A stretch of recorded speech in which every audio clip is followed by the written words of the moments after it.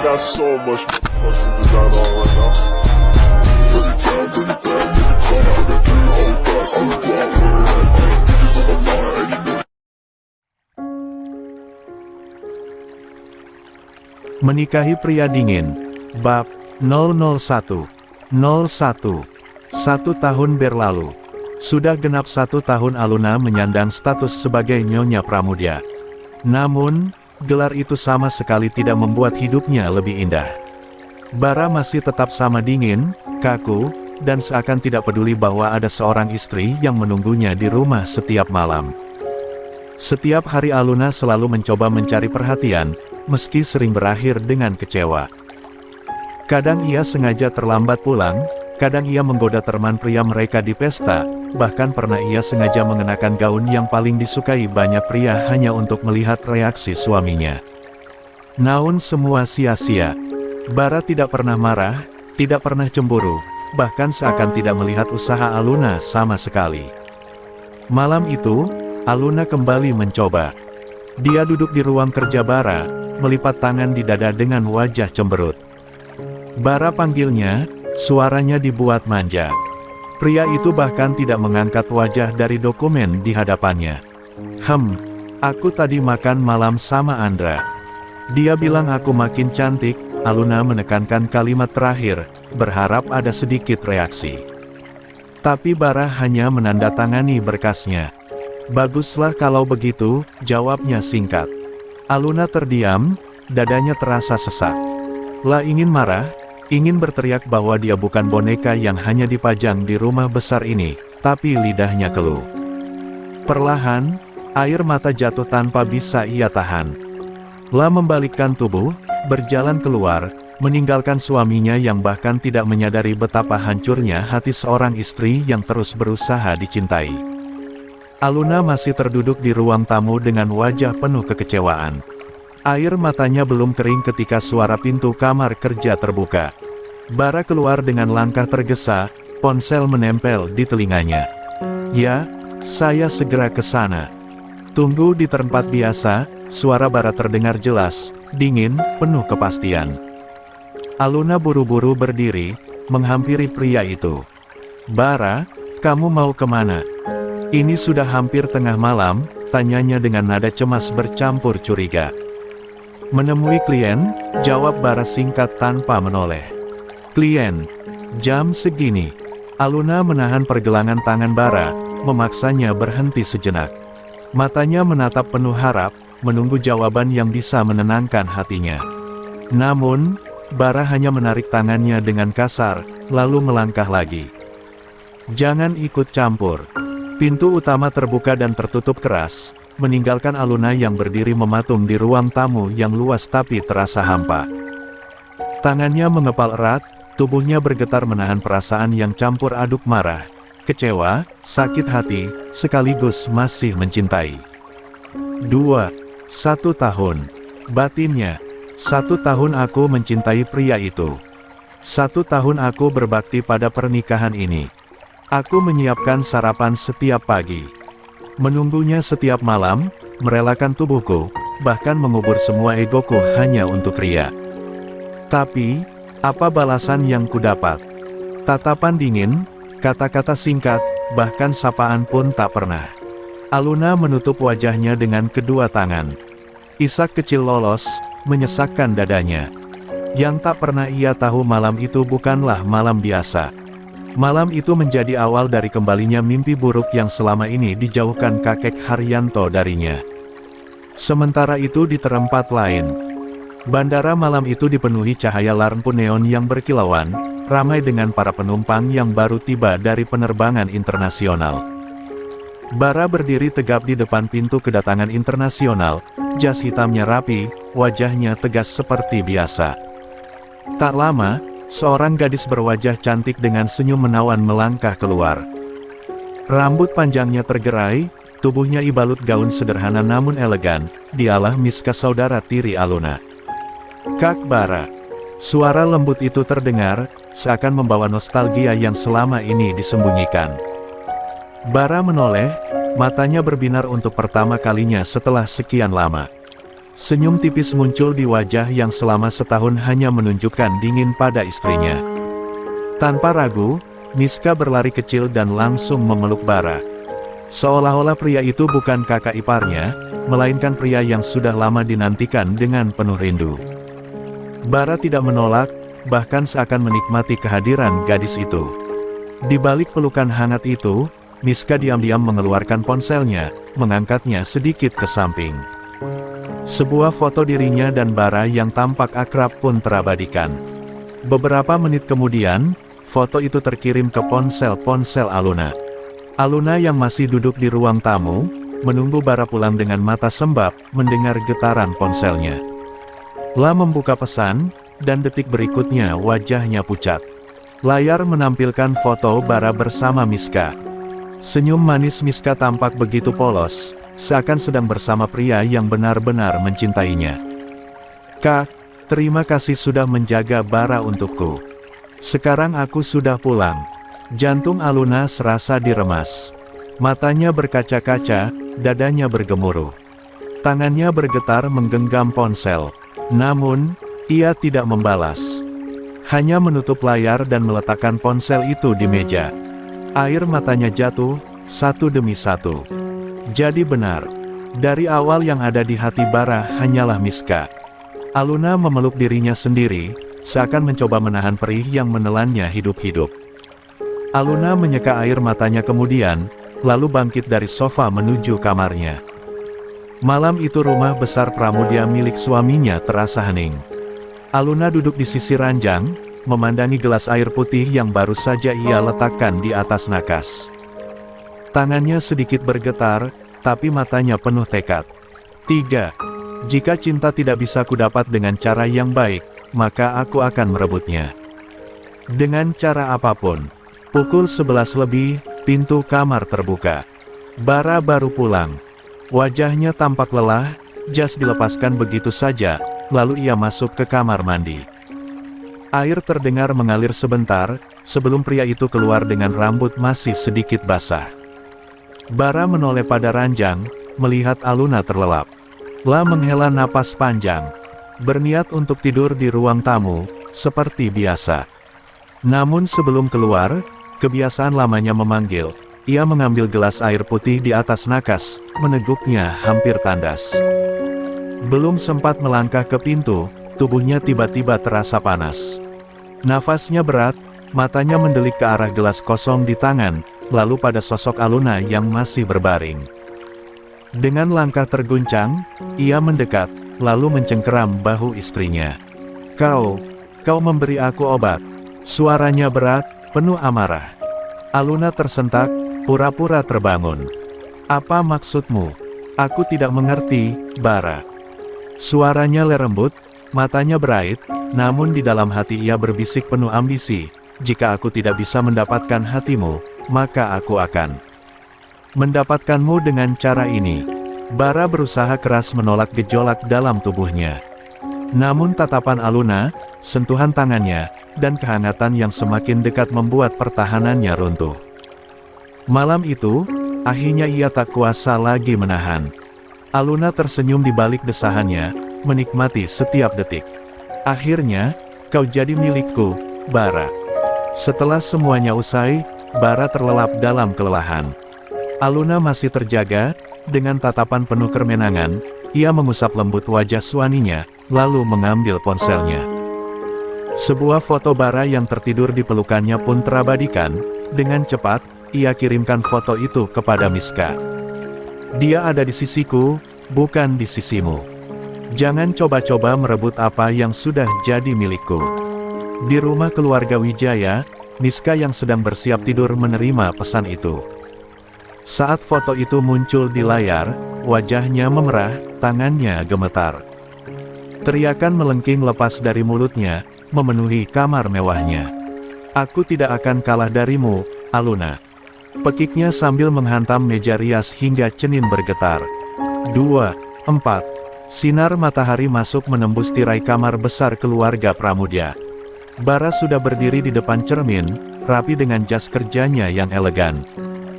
Wajahnya tegas, sama sekali tak menunjukkan bekas dari malam panjang yang baru saja terjadi.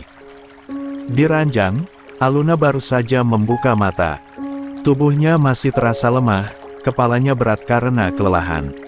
La tersenyum tipis melihat sosok suaminya, berharap pagi itu berbeda, berharap Bara akan menyapanya dengan lembut untuk pertama kalinya. Namun yang terdengar justru suara dingin, menusuk hati. Pergilah ke apotek, minta obat kontrasepsi darurat. Aku tidak ingin kau hamil.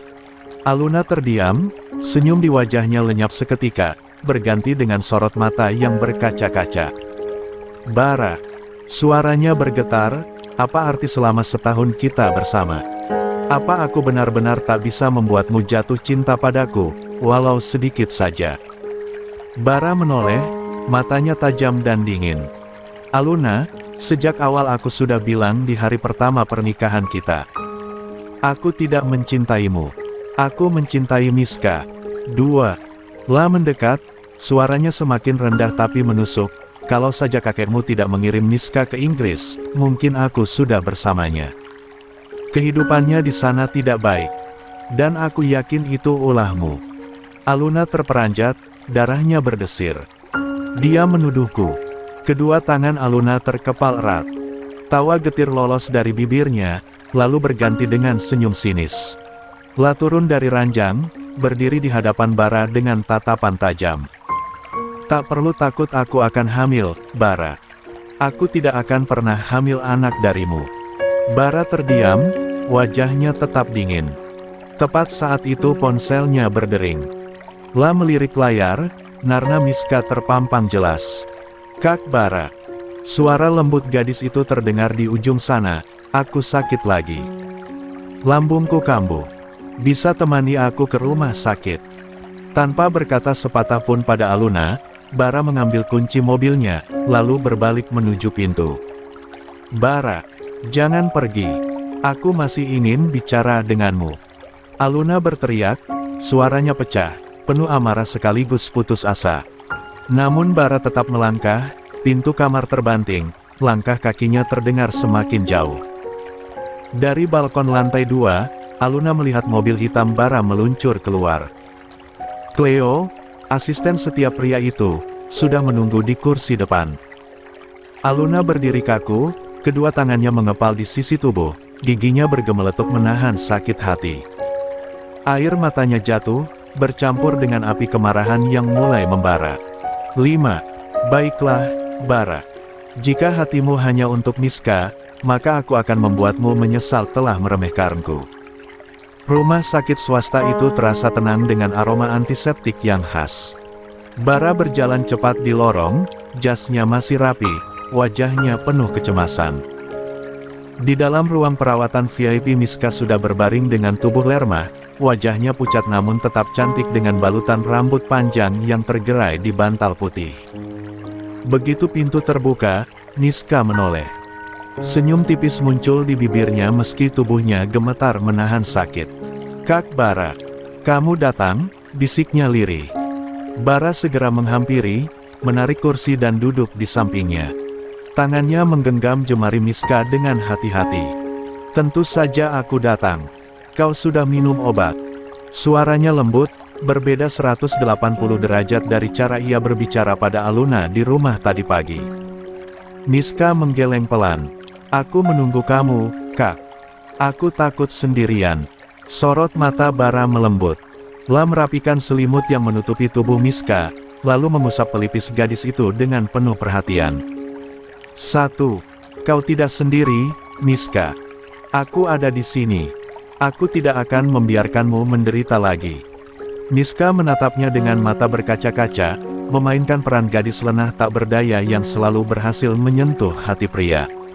Kak Bara, kamu tahu, sejak dulu aku hanya ingin bersamamu. Tapi semuanya terasa sulit. Kakak. Ia berhenti, menggigit bibir, pura-pura ragu untuk menyebut nama Aluna. Bara menghela napas panjang. Aku tahu, semua ini rumit. Tapi percayalah, jika bukan karena perjanjian keluarga, aku tak akan pernah menikah dengan Aluna. Miska tersenyum samar, hatinya puas. Lah tahu Bara sudah sepenuhnya ada di pihaknya. Suster masuk membawa obat, namun Bara sendiri yang membantu Miska duduk dan meminum obatnya dengan sabar. Bahkan setelahnya, ia menyuapi segelas air hangat dengan telaten. "Tidurlah, aku akan tetap di sini menemanimu sampai siang nanti kita pulang," ucap Bara lembut. Miska memejamkan mata, senyum kemenangan masih tersungging di bibirnya. Saat ini di rumah besar keluarga Wijaya siang itu terasa hangat. Aluna baru saja tiba, disambut hangat oleh kakek Haryanto. Wajah tua pria itu tampak cerah melihat cucunya. "Aluna, cucuku, akhirnya kau sempat datang. Kakek senang sekali melihatmu," ucapnya sembari menggenggam tangan Aluna dengan penuh kasih. Aluna tersenyum lembut, menunduk hormat pada sang kakek. "Aku selalu ingin pulang, Kek. Rumah ini tetap rumahku." Belum lama mereka berbincang, suara mobil terdengar berhenti di halaman. Semua mata menoleh, dan tak lama sosok Bara masuk bersama Miska yang berjalan di sampingnya. Suasana ruang tamu seketika berubah. Tuan Haris, ayah Aluna, serta Tuti ibu Miska langsung menyambut keduanya dengan senyum lebar. "Oh, Tuan Bara, kau benar-benar menantu yang baik," puji Tuti dengan penuh arti. Peduli sekali dengan adiknya. 6. Aluna, selalu menemaninya dimanapun. Aluna yang berdiri di sisi kakeknya hanya tersenyum getir. Bibirnya melengkung tipis, seakan setuju dengan ucapan itu, padahal hatinya penuh luka. "Lia, suamiku memang sangat perhatian," katanya lirih, namun cukup jelas untuk terdengar semua orang. Seketika Bara menoleh sekilas ke arah istrinya. Tatapannya datar, namun Aluna tidak gentar.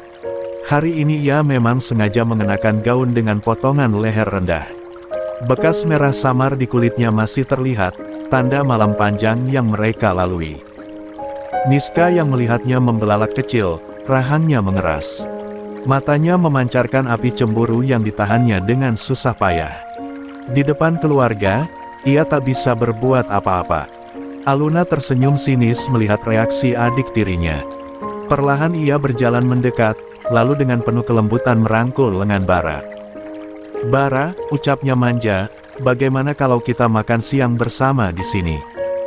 Aku ingin sekali duduk di meja makan dengan keluarga."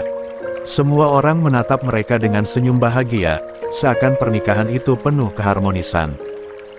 Namun hanya Miska yang merasakan jarum menusuk hatinya, melihat Bara pria yang seharusnya untuknya berdiri dirangkul oleh kakak tirinya yang sejak dulu selalu merebut segalanya. "Heh, panas kau kan?" Aluna melirik Miska sembari tersenyum penuh kemenangan. Ayo, makan siang bersama," ajak Haryanto kepada semua orang. Aluna merangkul lengan suaminya dengan mesra dan membuat Miska begitu cemburu. 702. Kapan aku bisa melihat cinta di matamu? Mobil hitam keluarga Pramusidia melaju membelah jalan sore itu. Bara duduk di balik kemudi dengan wajah kaku, sementara Aluna masih tersenyum tipis, puas karena berhasil membuat Miska terdiam di depan keluarga. Namun, tiba-tiba Bara menghentikan mobil mendadak di tepi jalan. Suara rem yang berdecit membuat tubuh Aluna sedikit terhentak ke depan. Tanpa basa-basi, Bara membalik tubuhnya, kedua tangannya mendorong bahu Aluna ke sandaran kursi. Wajahnya dekat, sorot matanya tajam penuh amarah. "Kau gila, Aluna? Apa kau sengaja memakai gaun itu hanya untuk memamerkan malam kita pada orang lain?" Suaranya rendah tapi menghentak, penuh penekanan. Aluna tidak menunjukkan rasa takut. Justru senyum kecil lolos dari bibirnya, tatapannya penuh tantangan. "Kenapa? Kau takut, Bara? Bukankah kita suami istri sah? Apa salahnya orang tahu suami menyentuh istrinya?"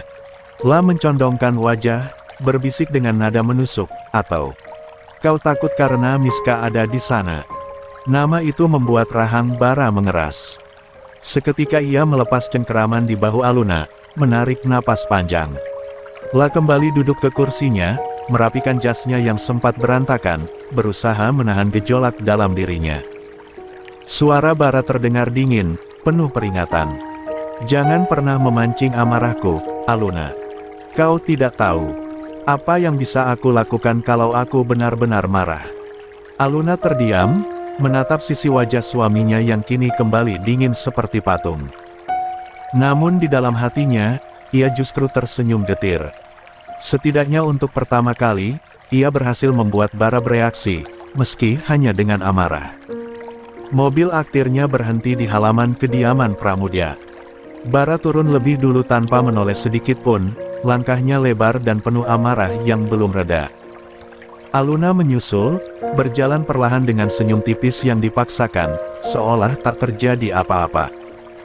Begitu masuk rumah, Bara langsung melepas jas dan meletakkannya di sofa. La membuka dasinya dengan kasar, kemudian meneguk air mineral yang disediakan Cleo di meja. Sorot matanya tak pernah sekalipun mengarah pada Aluna. Aluna melangkah masuk dengan santai, menggantung tasnya di kursi. La mendekati Bara, meraih jas yang tergeletak sembarangan lalu menggantungnya rapi di gantungan baju. Gerakan sederhana itu justru membuat Bara semakin kesal karena ia merasa Aluna mencoba bertingkah sebagai istri yang baik. Bara, suara Aluna pelan, nyaris berbisik. Bara hanya mendengus, tak menoleh. Aluna melanjutkan dengan nada getir, selama setahun aku bersamamu, apa benar tak ada sedikit pun ruang di hatimu untukku? Kau selalu menyebut nama Miska, tapi aku yang ada di sisimu setiap malam. Aku yang menunggumu pulang, aku yang menerima semua dinginnya sikapmu. Bara menaruh gelas dengan suara keras, menoleh cepat. Sorot matanya menusuk, membuat suasana ruangan 8. Menegang. Kau sendiri yang meminta semua ini, Aluna. Aku sudah memperingatkanmu sejak awal. Aku tak pernah mencintaimu, dan aku tak akan pernah. Aluna terdiam sejenak, bibirnya bergetar. Tapi kemudian ia tersenyum miring, menahan sakit hatinya dengan harga diri yang masih kokoh. Ila mendekat, menatap Bara tajam. Kalau begitu, biarkan aku yang membuatmu jatuh, Bara. Kau akan lihat, sekeras apapun kau menolak, suatu saat kau akan bertekuk lutut padaku. Bukan pada Miska. Ucapan itu membuat Bara membeku sesaat. La tahu Aluna tak main-main. Tapi sebelum ia bisa menjawab, ponselnya berdering. Nama Miska tertera jelas di layar. Tanpa ragu, Bara segera mengangkat ria, meninggalkan Aluna yang berdiri kaku dengan senyum getir di bibir. Miska. Lagi-lagi Miska. Aluna berteriak dalam hatinya saat mengetahui Bara kembali pergi menemui Miska. Baru saja suara mobil Bara menghilang di halaman depan, Aluna menurunkan tubuhnya ke sofa dengan wajah tanpa ekspresi. Tangannya yang gemetar perlahan meraih ponsel di meja. Beberapa notifikasi pesan masuk, namun satu pesan paling mencolok membuatnya menegakkan tubuh. Undangan resmi ulang tahun perusahaan Pramudia Group. Pesan itu dikirim oleh ibu mertuanya Aluna. Aluna membuka pesan itu, matanya menyusuri tiap kata. Undangan digital dengan desain mewah dan eksklusif, ditujukan khusus atas nama Nyonya Aluna Bara Pramudia. Tanpa sadar, bibirnya melengkung membentuk senyum samar. Tangannya mengusap perlahan permukaan layar ponsel, seakan mengusap sebuah peluang emas. Jadi ini kesempatan yang kau berikan padaku, Bu. Gumamnya lirih. Dia tahu pesta ulang tahun perusahaan bukan sekadar acara formal, melainkan panggung besar. Semua mata keluarga besar, rekan bisnis, pejabat, dan kalangan sosialita akan tertuju padanya. Jika ia mampu tampil sempurna di sana, maka tak ada seorang pun bahkan Bara sendiri tak bisa meremehkannya lagi. Aluna menegakkan tubuhnya, sorot matanya kembali tajam penuh ambisi. La teringat lagi ucapan Bara yang dingin, aku tak pernah mencintaimu, dan aku tak akan pernah, kata-kata itu berputar-putar di kepalanya, menyulut api yang semakin besar. Tunggu saja, Bara, bisiknya sembari meremas ujung gaunnya. Aku akan buktikan kalau aku bukan sekadar istri bayangan. Aku akan menjadi satu-satunya wanita yang pantas menyandang nama Pramudia. Dan kau akan menyesali kata-katamu sendiri. Dengan senyum penuh perhitungan, Aluna berdiri dan melangkah ke arah lemari pakaian. Malam itu, Ia mulai merancang segalanya, gaun apa ya yang akan dipakai, siapa yang akan ia temui, dan bagaimana caranya membuat Bara melihat bahwa Aluna bukan wanita yang bisa ia singkirkan begitu saja. Andra, temani aku ke pesta ulang tahun perusahaan Pramudia, besok malam. Andra adalah sahabat sekaligus rekan bisnis keluarga Wijaya, orang yang selalu membantu dan berpihak pada Aluna sejak dari dulu. 9:03. Mencari perhatian suami. Malam itu, rumah besar keluarga Pramudia terasa lengang. Bara turun dari kamar dengan jas hitamnya yang rapi, wajahnya setegas biasanya. Melewati ruang keluarga tanpa sedikit pun menoleh ke arah Aluna yang sedang duduk santai di sofa dengan gaun tidur sederhana. Tak ada sapa, tak ada tatapan. Hanya keheningan yang menekan. Namun, justru itulah yang membuat langkah Bara sempat goyah. Dalam hati kecilnya, ia bertanya-tanya. Kenapa malam ini Aluna begitu tenang? Tidak menuntut ikut, tidak membujuk, bahkan tidak berusaha memancing perhatian seperti biasanya. Hatinya sempat mengganjal, tapi ego dan gengsinya membuat Bara mengabaikan rasa itu. Justru merasa lega. Mungkin akhirnya dia sadar, tempatnya di hatiku tidak ada. Suara mesin mobil terdengar dari luar, lalu meredup seiring Bara meninggalkan kediaman. Begitu kesenyapan kembali menguasai ruang keluarga, bibir Aluna perlahan melengkung membentuk senyum penuh misteri. Mengambil ponsel dari meja dan menekan sebuah nomor. Tak lama, suara pria dengan nada akrab menyapa. "Apa kamu serius?" Suara pria di seberang sana bertanya. Aluna menyeringai dan Aluna menyandarkan tubuhnya, jemarinya bermain-main di ujung rambut. "Ya, malam ini aku butuh partner. Pesta ulang tahun perusahaan keluarga suamiku. Aku tidak bisa datang sendirian." Sejenak hening di ujung sana, lalu suara tawa kecil Andra terdengar. "Jadi akhirnya kau siap menunjukkan dirimu, Baiklah, aku akan jemput kau. Pastikan kau tampil mempesona, Luna. Karena semua mata akan tertuju padamu. Aku ingin bertanya sekali lagi, kau terus mengejarnya untuk apa? Apa cinta kamu sebesar itu, Lun?" Aluna menghela napas beratnya. Cinta itu rumit, Aku jatuh cinta sama Bara sejak dulu, dia begitu perhatian sama aku."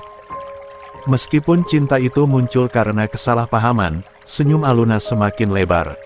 Menutup telepon, lalu bangkit menuju kamarnya. Di depan cermin besar, ia menatap refleksinya sendiri dengan tatapan penuh determinasi. Balai pertemuan megah milik keluarga Pramudia malam itu dipenuhi tamu penting. Cahaya lampu kristal berkilauan di langit-langit, sementara musik lembut mengalun mengiringi percakapan para pebisnis papan atas. Di pintu masuk, Bara muncul dengan jas hitamnya yang tegas, sementara di sampingnya berdiri Miska dengan gaun elegan warna biru tua yang menonjolkan kesan anggun. Senyum manis Miska seakan menyambut semua tatapan, dan tentu saja, banyak tamu mengira merekalah pasangan yang sebenarnya. Tuti, ibu Miska, langsung berseri-seri begitu melihat keduanya berjalan berdampingan. Mendekat, menepuk lembut tangan Bara. "Akhirnya kau datang bersama Miska. Begini kan seharusnya, Bara. Kalian serasi sekali," bisik Tuti pada Bara. "Mama, mana apa-apaan sih?" Sela Miska yang nampak malu pada ucapan ibunya. Namun, di sisi lain ruangan, kakek Bram kepala keluarga Pramudia dan kakek Haryanto sudah memperhatikan. 10. Dengan tatapan penuh tanya. Bahkan Elbu Bara sendiri menoleh beberapa kali, ekspresinya tak puas. "Bara." Suara kakek Bram tegas, membuat beberapa tamu yang mendengar ikut menoleh. "Di mana istrimu? Di mana Aluna?"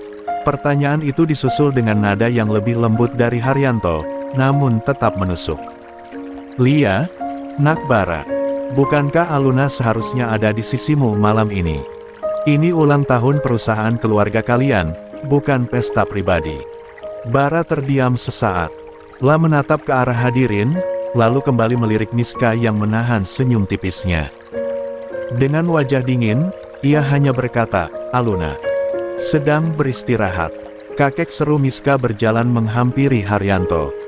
Kakak, yang minta aku untuk menemani kakak ipar, karena saat ini kakak tengah sibuk. Namun jawaban itu sama sekali tidak memuaskan. Ibu Bara mendekat, menyipitkan mata, nadanya penuh tekanan. Beristirahat, atau kau sengaja tidak mengajaknya? Bara, ini pesta keluarga. Semua orang menunggu kehadiran menantuku malam ini. Bukan malah pergi bersama adik iparmu. Miska cepat-cepat menyela, seolah ingin menolong Bara dari tekanan. Tante, jangan salahkan Kak Bara. Kak Aluna memang tidak begitu suka keramaian. Biarlah malam ini aku yang menemani Kak Bara. Ucapan itu terdengar manis, tapi justru membuat ruangan semakin penuh bisik-bisik.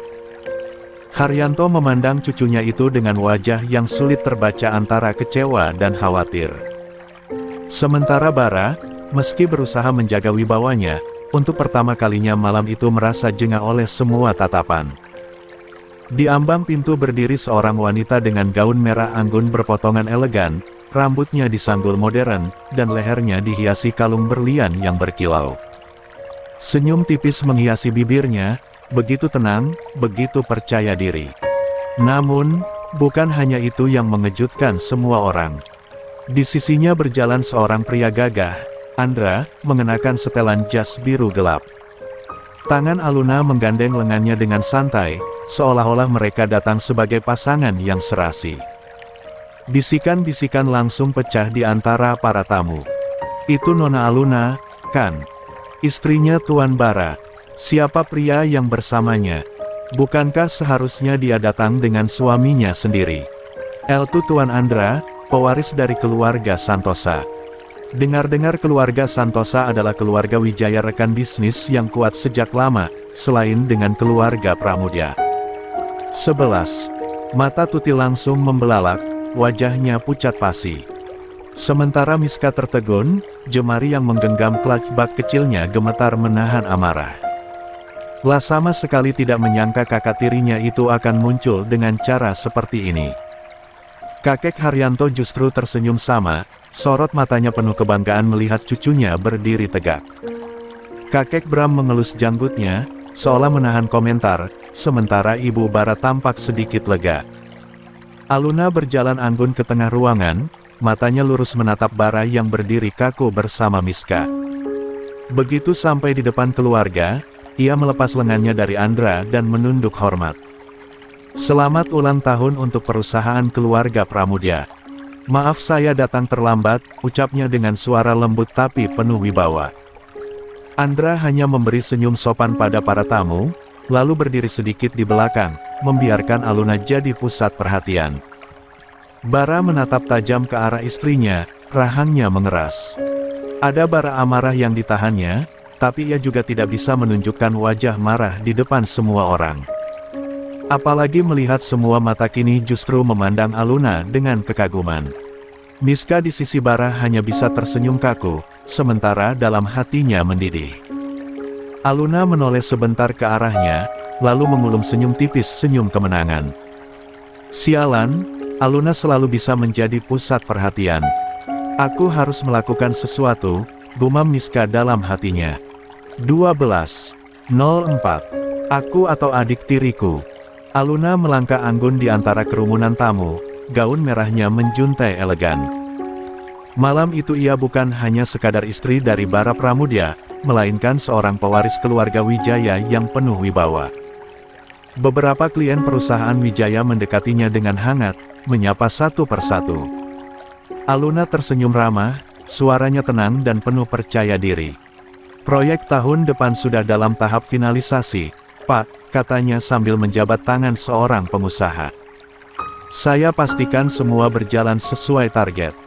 Kepercayaan Anda tidak akan kami sia-siakan. Investor-investor lain tampak kagum dengaran keluasannya. Satu di antaranya, seorang pria parubaya berkebangsaan asing, bahkan menepuk pundaknya pelan. Nona Aluna, saya terkesan dengan cara Anda menjelaskan. Profesional, tapi juga hangat. Tidak heran perusahaan Wijaya tetap stabil. Aluna tersenyum lebih lebar, menyembunyikan getir di hatinya. Malam ini, Ia harus terlihat sempurna, bahkan ketika suaminya berdiri jauh di seberang ruangan bersama wanita lain. Dari kejauhan, Bara berdiri bersama Miska, berbincang dengan klien-klien penting keluarga Pramudia. Namun, sesekali tatapannya teralih, tanpa sadar menatap ke arah Aluna. Dia melihat bagaimana istrinya itu tertawa kecil, bagaimana senyumnya mempesona para investor, bagaimana setiap gerak tubuhnya begitu memikat. Ada sesuatu yang mengganjal di hati Bara, sesuatu yang tak bisa ia akui bahkan pada dirinya sendiri. Andra, yang berdiri di sisi Aluna, tidak melewatkan pandangan itu. La merendahkan suara, mendekat ke telinga Aluna. Dia sedang memperhatikanmu. Aluna menoleh cepat, sedikit terkejut. Apa? Andra hanya tersenyum tipis, lalu tanpa ragu melingkarkan lengannya di pinggang Aluna. Aluna spontan kaget, ingin melepaskan, tapi Andra berbisik pelan. Tenang saja, kau ingin membuatnya cemburu, bukan? Biarkan aku membantumu. Degup jantung Aluna meningkat. Sesaat ia ragu, Narnun kemudian bibirnya melengkung tipis. La membiarkan tangan Andra tetap di sana, lalu tersenyum lebih cerah pada lawan bicaranya. Dari kejauhan, Bara yang melihat adegan itu mengepalkan tangannya erat-erat. Rahangnya mengeras, tapi ia tetap mencoba mengalihkan pandangan, menekan gejolak yang tiba-tiba menghantam dadanya. Lampu kristal berkilauan di langit-langit ballroom hotel bintang 5 itu, memantulkan cahaya hangat ke seluruh ruangan. Musik jazz lembut mengalun, bercampur dengan deru suara tamu undangan yang saling berbincang sambil menikmati minuman dan hidangan yang disediakan. Malam itu bukan sekadar pesta ulang tahun perusahaan, melainkan juga ajang unjuk citra keluarga Wijaya di hadapan kolega, klien, serta para investor. Aluna melangkah anggun memasuki ruangan dengan gaun yang elegan. Tak seorang pun menyangka, perempuan yang sering dipandang remeh itu mampu tampil begitu percaya diri. Di sisinya, Andra setia mendampingi, sesekali. 13. Mencondongkan tubuh memberi komentar ringan yang membuat Aluna tersenyum. Senyum itu pula yang menarik perhatian banyak orang. Nona Wijaya, sapa salah satu investor asing, menyalaminya hangat. Aluna menundukkan kepala sedikit. Selamat malam, Tuan Robert. Terima kasih sudah berkenan hadir. Saya harap perjalanan Anda dari Singapura menyenangkan. Percakapan mereka berlanjut dengan lancar. Aluna lihai mengatur topik, menyinggung tentang proyek ekspansi yang tengah direncanakan perusahaan Wijaya. Investor lain ikut mendengarkan, bahkan ada yang memuji kecerdasannya. Miska yang menyadari arah pandangan Bara sejak dari tadi mendengus pelan. Kak Bara, sepertinya dia sedang menikmati peran barunya, ya. Ucapnya dengan nada tajam. Bara tak menanggapi, hanya meneguk minumannya sambil terus mengamati Aluna. Andra, yang sadar akan tatapan itu, perlahan merangkul pinggang Aluna. Gerakan itu membuat Aluna sempat terkejut. La ingin menepis tangan Andra, namun lelaki itu membungkuk sedikit, berbisik di telinganya. Dia sedang memperhatikanmu, jangan sia-siakan kesempatan ini. Aluna terdiam sejenak, lalu dengan penuh perhitungan ia membiarkan lengan Andra tetap melingkari pinggangnya. Senyum yang tadi hanya sekadar ramah, kini berubah lebih hangat, seakan ia tengah menikmati kebersamaan dengan Andra. Tatapan Bara semakin tajam. Rahangnya mengeras, sementara Miska merasakan amarah dalam dirinya ikut berkobar. La menggenggam tas kecilnya dengan kuat, kemudian berpura-pura tersenyum kepada klien di sampingnya. Namun matanya menyimpan niat lain. Beberapa menit kemudian, Miska mendekat ke telinganya Bara. Aku ke toilet sebentar, katanya singkat, lalu bergegas pergi. Sesampainya di lorong menuju toilet, ia berhenti sejenak, menunduk menatap ponselnya, jemarinya lincah mengetik pesan untuk Aluna. Temui aku di koridor dekat toilet, aku punya sesuatu untukmu. Mama bilang seminggu yang lalu kamu pulang ke rumah datang mencari kalung berlian ibumu kan? Kini ada padaku. Pesan itu terkirim untuk Aluna. Saat Aluna awalnya tak ingin menanggapi. La bisa menebak adik tirinya itu hanya ingin memancing keributan. Namun rasa penasaran mengusik pikirannya, apalagi setelah Miska mengatakan kalung ibunya ada padanya. Aluna pun meminta izin sejenak pada Andra dan berjalan menuju lorong. Koridor itu sepi, hanya diterangi cahaya lampu dinding yang temaram. Aroma parfum bunga samar tercium, bercampur dengan wangi karpet baru. Di ujung koridor, Miska sudah menunggu dengan wajah penuh kemenangan. "Aku tahu cepat atau lambat kamu akan datang," ucap Miska sinis. "Apa yang kamu mau, Miska?" sahut Aluna dingin. Mereka berdua berdiri berhadapan, ketegangan menyelimuti udara. 14. Kamu pikir semua orang tidak tahu. Kamu merebut bara dariku. Tuduh Miska, suaranya bergetar antara amarah dan air mata yang ditahan. Aluna mendengus. "Kamu terlalu berlebihan. Bara suamiku secara sah, Miska. Jangan membalikkan fakta. Suami. Jangan bercanda. Dia seharusnya milikku. Aku sudah bersamanya jauh sebelum kamu muncul. Kamu cuma numpang nama dan status." Aluna terdiam, bukan karena ucapan itu menyakitkan, melainkan karena ia tidak mau terjebak dalam permainan emosi adik tirinya. Namun saat Miska merogoh tasnya dan mengeluarkan sebuah kalung berlian, tubuh Aluna seketika menegang. Itu kalung peninggalan ibunya, satu-satunya warisan berharga yang hilang sejak Lana. Mata Aluna membelalak. "Dari mana kamu dapat itu?" tanyanya dengan suara bergetar. Miska tersenyum miring. "Tidak perlu kamu tahu. Yang jelas, ini buktinya. Kamu tidak pantas memilikinya." Aluna spontan melangkah maju hendak merebut kalung itu, namun Miska gesit menghindar. Pertengkaran mereka kian memanas, suara mereka meninggi meski masih tertahan oleh lorong sepi. Di saat bersamaan, Miska diam-diam mengirim pesan cepat pada Bara. "Kak Bara, lambungku kambuh. Jemput aku di koridor dekat toilet, cepat." Ketika langkah seseorang terdengar mendekat dari arah ballroom, Miska panik sejenak. Lalu menarik tangan Aluna dengan kasar, menyeretnya ke dekat tangga darurat. Aluna berusaha menahan, khawatir jika keributan ini akan terlihat orang lain. "Lepaskan, Miska. Jangan bikin drama," bentak Aluna. Miska justru menyeringai. "Kalau kamu tidak mau mengalah, biar orang lain yang menilaimu." Dengan sengaja, Miska mencondongkan tubuhnya ke belakang, seolah-olah Aluna yang mendorongnya. Aluna berusaha menahan tubuhnya agar tidak jatuh, tapi Miska terus menarik tangannya, memaksa dirinya jatuh. "Miska, jangan gila. Apa kau bosan hidup? Jangan libatkan aku dalam kegilaanmu." Aluna berusaha menarik tangan Miska agar tak terjatuh.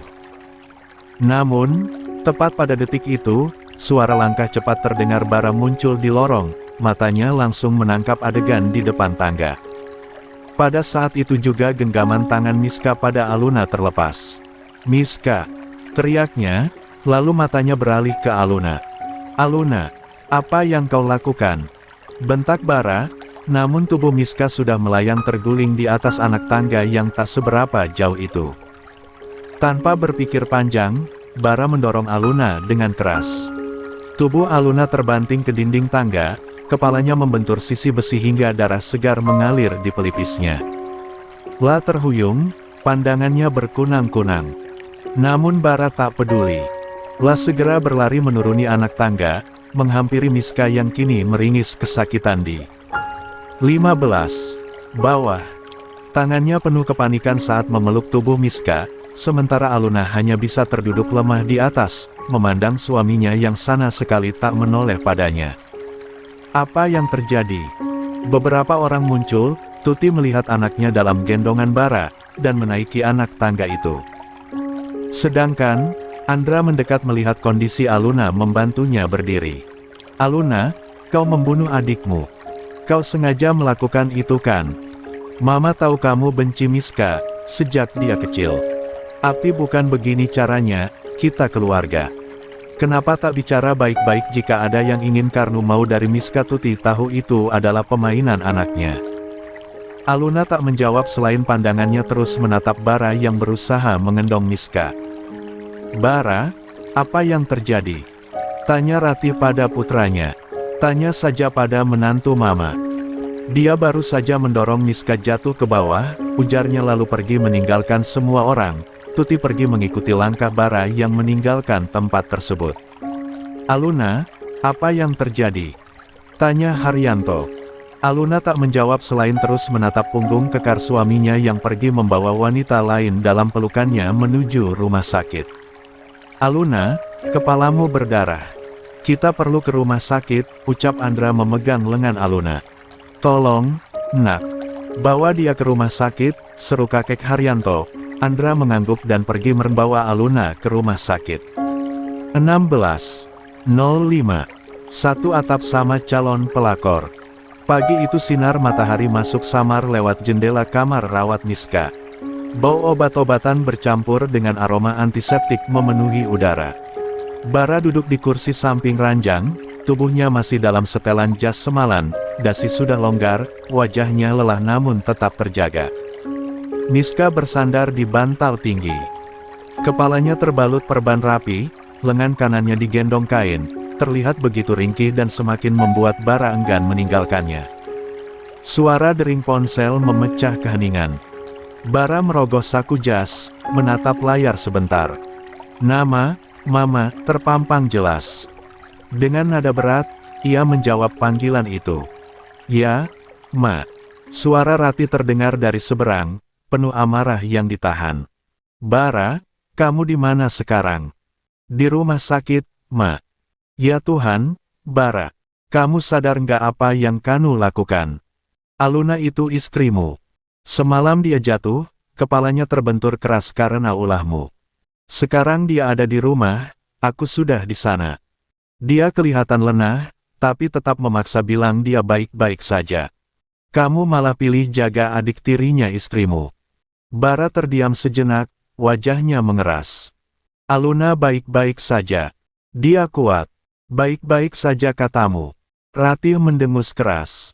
"Kamu buta apa pura-pura buta, hah? Luka Aluna mungkin gak separah Miska di mata kamu, tapi apa kamu gak mikir betapa sakitnya dia diperlakukan seperti itu oleh suaminya sendiri? Orang kuat jika selalu diabaikan juga akan lemah, jangan menyesal kalau nanti Aluna pergi ninggalin kamu, Bara." Nada Ratih makin tajam, menusuk telinga Bara tetapi lelaki itu menahan diri. "Saya nggak bisa tinggalin Miska sekarang. Dia yang lebih butuh saya." "Bara." Suara Ratih meninggi, tajam seperti cambuk.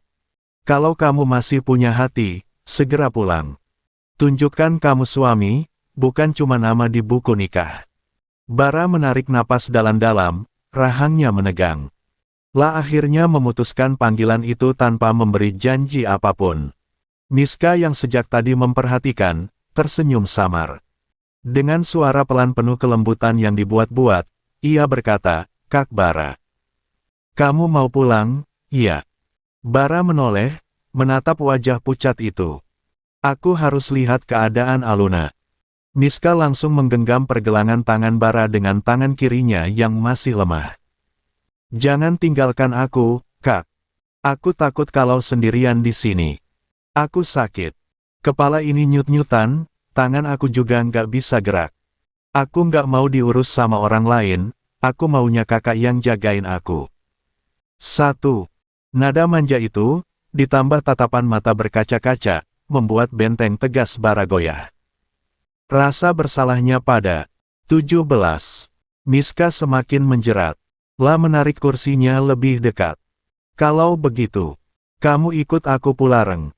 Miska tersenyum lega, senyum penuh kemenangan yang terselip di wajah pucatnya. "Boleh. Aku boleh tinggal di rumah kakak sampai sembuh." Ya, jawab Bara singkat, tegas, tanpa ragu. Di saat itu juga, Ratih yang masih di kediaman Bara menatap wajah Aluna yang pucat, mata sayu, tetapi tetap berusaha tersenyum. Ratih bisa melihat jelas, luka terbesar bukan di pelipis yang membiru, melainkan di hati menantunya itu. Suasana rumah besar keluarga Pramudia pagi itu hening, hanya suara langkah Ratih yang bolak-balik keluar masuk kamar Aluna. Wanita itu masih terbaring lemah di ranjang, pelipisnya dibalut perban tipis. Walau sakit, Aluna tetap memaksa bangun, mengenakan gaun rumah sederhana, dan duduk di tepi ranjang. Luna, kamu harus istirahat dulu. Jangan dipaksain. Ratih menahan bahunya lembut. Aluna tersenyum samar, bibirnya pucat. Aku nggak apa-apa, Tante. Luka ini cuma di kepala, bukan di hati. Meskipun yang di hati jauh lebih sakit. 1. Ratih tercekat mendengar kalimat itu. Sebelum sempat menjawab, suara deru mobil terdengar dari luar. Ratih menoleh cepat ke jendela. Sepertinya Bara pulang. Katanya lalu melirik Aluna. Aluna ikut menoleh, matanya berpendar sesaat berharap, mungkin kali ini suaminya benar-benar pulang untuknya. Namun, harapan itu runtuh ketika pintu utama terbuka dan suara beberapa orang terdengar di ruang tamu. Bara muncul, masih dengan jas hitam elegannya, dan di sisinya ada Miska dengan kepala berperban dan lengan digendong. Bara menopang tubuhnya seolah Miska adalah harta rapuh yang harus dilindungi. Ratih yang turun lebih dulu ke ruang tamu langsung menegang. Astaga, Bara. Jadi ini yang kamu maksud pulang. Bara menatapnya singkat, wajahnya dingin. Miska tinggal di sini sementara. Dia perlu dirawat. Lalu istrimu. Ratih menunjuk ke arah lantai atas, suaranya meninggi. Aluna baru jatuh semalam karena ulahmu, Bara. Dia butuh kamu. Ini juga ulah Aluna. Dia harus bertanggung jawab dan merawatnya, kata Bara dingin. Miska cepat menyela, dengan nada lirih penuh kelembutan. Tante, jangan salahin Kak Bara. Aku yang minta ikut. Aku nggak kuat sendirian. La menunduk, wajah pucatnya semakin menimbulkan kesan rapuh. 1. Kalau Tante nggak ingin aku ada di sini lebih baik aku pu. Belum selesai Miska berkata, Bara langsung menyela. 18. Kamu di sini. Bara menahan lengan Miska yang hendak berpaling. Ratih meliriknya tajam, tapi sebelum sempat bicara lagi, suara langkah pelan terdengar dari tangga. Aluna berdiri di sana, tubuhnya masih lemah tapi tatapannya tajam. Rambutnya terurai sederhana, gaun rumah putih menempel di tubuhnya. Meski tampak sakit, ada wibawa di sorot matanya. Selamat datang, Miska. Ucapnya lirih tapi jelas. Ternyata rumah ini bukan hanya untukku, ya. Bara menoleh cepat, sedikit terkejut melihat Aluna turun. Kamu belum seharusnya turun, Luna. Aluna tersenyum getir. Kenapa? Takut aku jatuh lagi? Atau takut aku lihat kenyataan kalau suamiku lebih memilih bawa perempuan lain ke rumah ini? Suasana menegang, Ratih memejamkan mata, menahan amarah. Bara mengepalkan tangannya, lalu menjawab datar, Miska keluargamu juga. Jangan bicara seperti itu. Kamu juga perlu merawatnya. Karena kamu dia terluka. Aluna menuruni tangga perlahan, hingga akhirnya berdiri hanya beberapa langkah dari mereka. Tatapannya berpindah dari Bara ke Miska, lalu kembali ke Bara. 1 tahun aku menunggumu, 1 tahun aku berharap kamu bisa menoleh sedikit saja padaku. Tapi ternyata yang kamu bawa pulang. Bukan cintamu, bukan hatimu, tapi Miska. Air mata menetes di sudut matanya, namun Aluna cepat-cepat menghapusnya. La tidak mau terlihat lemah. Senyum getir itu kembali terbit. Baiklah, Bara. Kalau memang begitu, mari kita lihat. Siapa yang lebih kuat bertahan di rumah ini? Aku, istrimu yang sah, atau dia, adik tiriku yang selalu ingin merebut semua yang kumiliki? Miska terdiam, tapi sorot matanya berkilat puas karena dalam diam, ia tahu keberadaannya saja sudah cukup menusuk hati Aluna. Bara sendiri hanya bisa terdiam, wajahnya tetap dingin, tapi dalam dadanya ada sesuatu yang mulai bergolak. 19.06 Bunga sakura di atas ranting.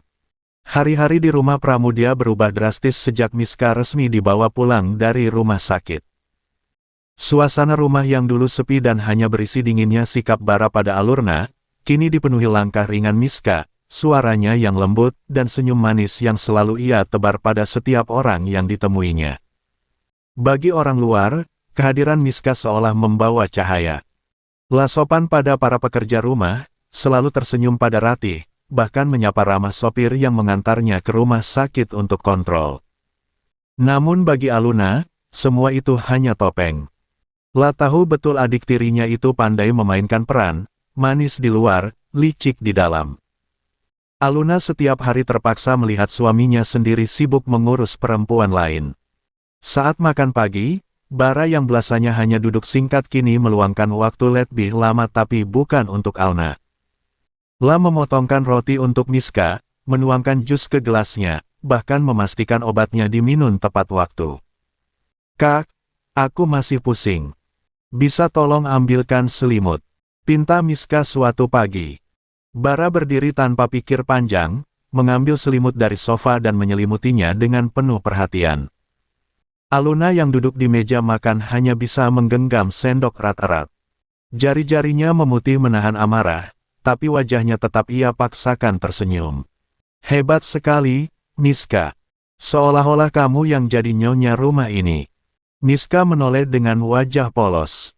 Ah, Kak, aku hanya numpang sembuh. Lagian, kalau bukan Kak Bara yang jaga, siapa lagi? Bara melirik sekilas, tidak menegur, hanya menunduk kembali menyibukkan diri dengan piringnya.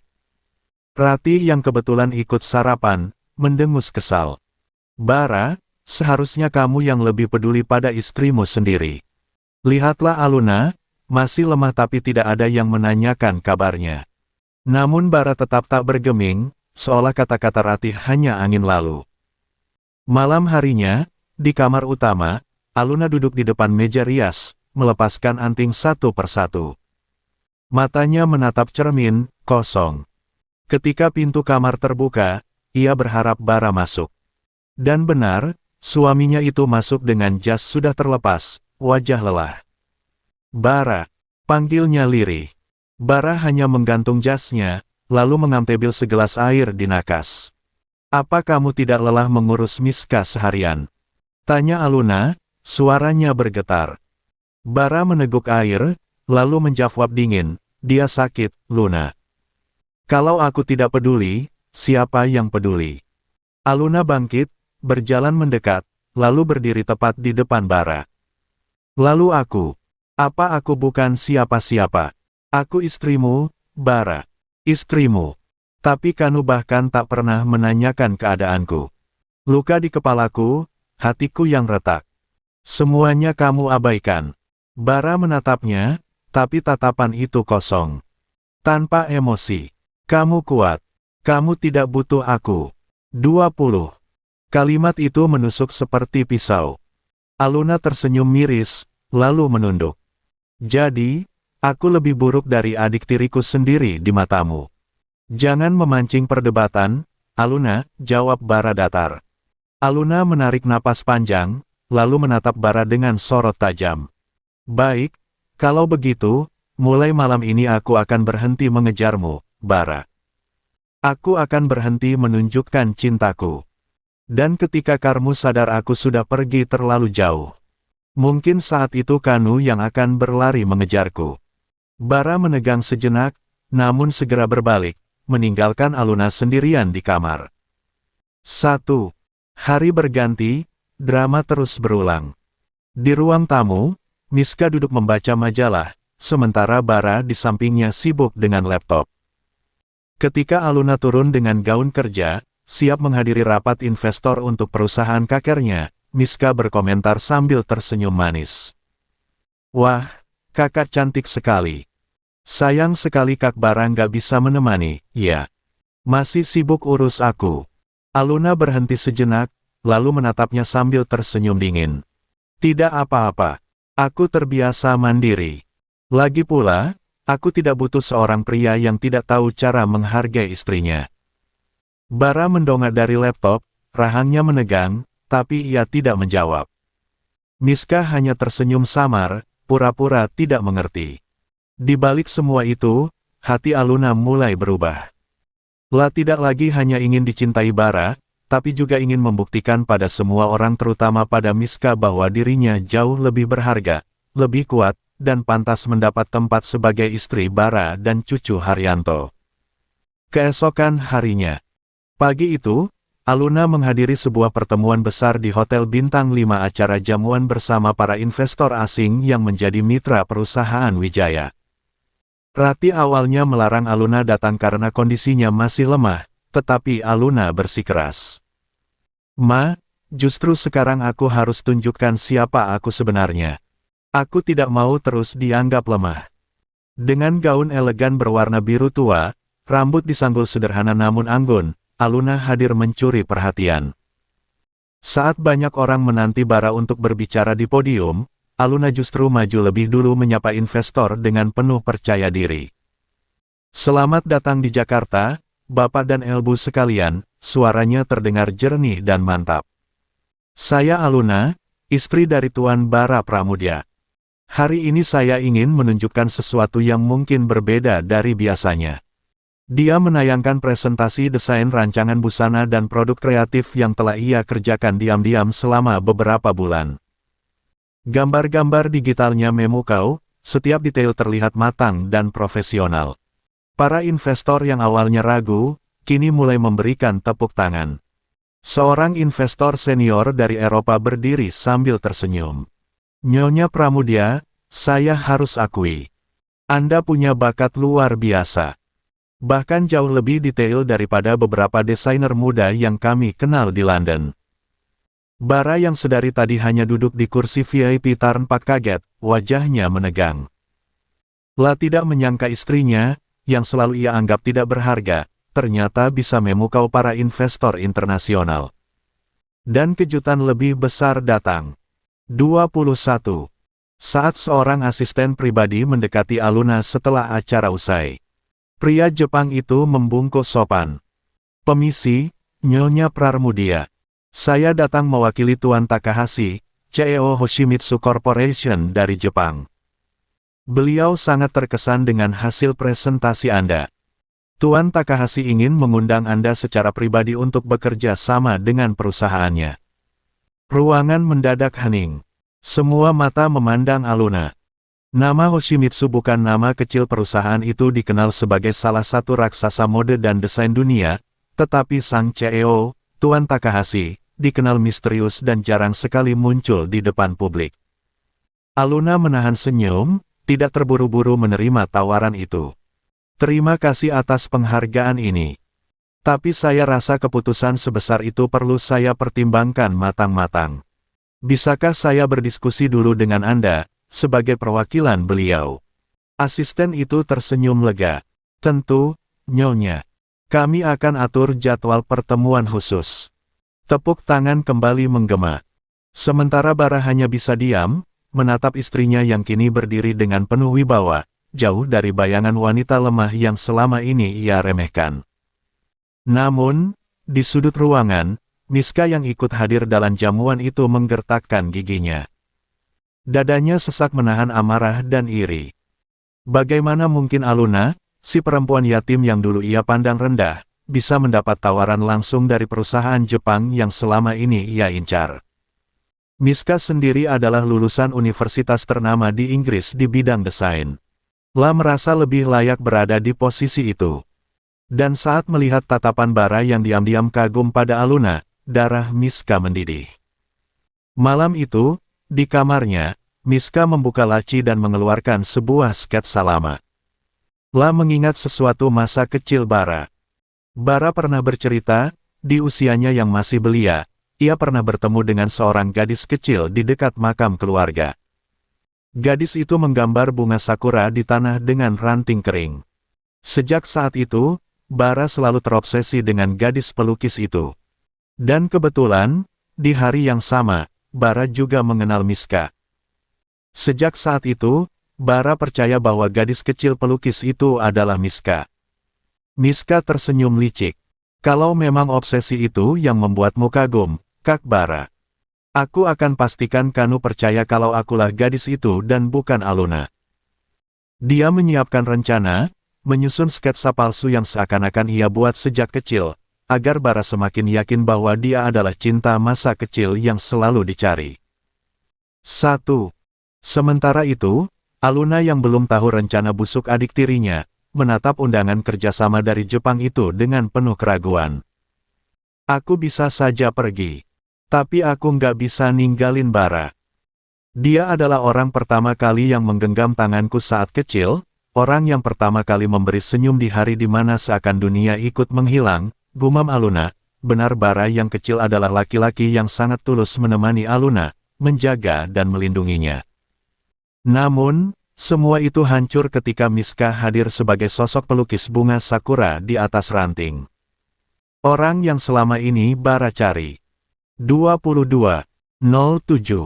Cinta dibalas rasa sakit. Seminggu berlalu setelah insiden pesta itu, Aluna memantapkan dirinya untuk menghadiri rapat besar perusahaan Wijaya. Rapat itu diadakan di gedung pusat, lantai teratas, dengan suasana penuh wibawa. Para direksi dan jajaran penting sudah hadir. Hari itu, rapat terasa lebih istimewa karena Haris ayah Aluna baru saja kembali dari Inas luar negeri. Sejak ibunya Aluna meninggal ketika ia masih berusia 5 tahun, Haris menikah lagi dengan Tuti. Dari pernikahan itu lahirlah Miska, gadis yang selalu berpura-pura polos, manja, dan pandai mencari perhatian Haris.